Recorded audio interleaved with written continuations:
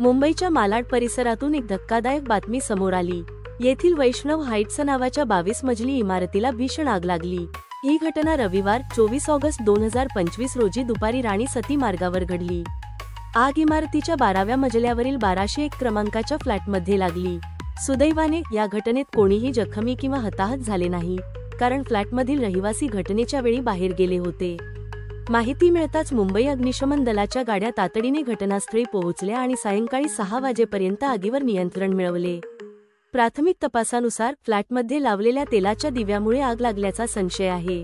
मुंबई अग्निशमन दलाचे अधिकारी प्रसाद शिंदे आणि प्रशांत परुळेकर यांनी यावर चिंता व्यक्त केली की इमारतीची आग प्रतिबंधक प्रणाली कार्यरत नव्हती।